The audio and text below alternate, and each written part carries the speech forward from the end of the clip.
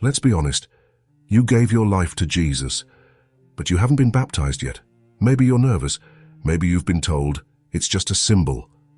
Maybe you've wondered, will I still be saved if I don't get baptized?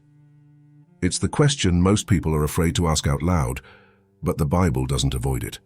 So today we're going to answer that question directly, not with tradition, not with opinions, with Scripture. Because baptism isn't a nice option for the extra-religious. It's a command from Jesus, and you're one step away from obedience that could change everything. 1. What baptism isn't. It doesn't save you by itself. Let's be clear. Baptism doesn't save you on its own. You're saved by grace through faith in Jesus, not by works, not by ceremony. For it is by grace you have been saved, through faith, not by works, so that no one can boast. Ephesians 2:8-9. But real faith, the kind that saves, always produces obedience. And one of the first things Jesus commands his followers to do is get baptized. Whoever believes and is baptized will be saved. Mark 16:16. It's not an extra step for the super spiritual. It's the response of someone who's truly surrendered. Think about it. If someone says they love you, but they refuse to stand beside you publicly, do they really mean it? Jesus isn't calling you to earn your salvation, he's calling you to follow. And baptism is where obedience begins. 2. What baptism really is: death, burial, resurrection. We were therefore buried with him through baptism into death, in order that just as Christ was raised from the dead, we too may live a new life. Romans 6:4. Baptism isn't just a ritual. It's a declaration. The old me is dead, I'm not going back.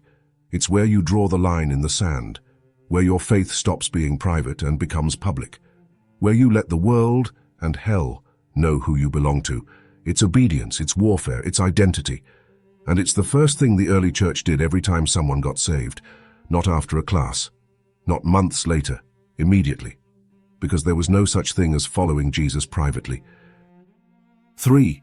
What Jesus said: go, make disciples, baptize them. Let's stop debating what Jesus already made clear. Go and make disciples of all nations, baptizing them. Matthew 28:19. Not if they're ready, not if they feel like it, not if they understand it fully. Just do it. Jesus himself was baptized, not because he needed cleansing, but because he was fulfilling righteousness and leading by example. He started his public ministry in the water, and he calls us to do the same. If the Son of God obeyed the command, who are we to ignore it? So, will you still be saved if you don't get baptized? God knows your heart. But if you truly believe, if you truly surrender, why would you delay obedience? Don't wait for the perfect moment. Don't wait for the feelings to catch up.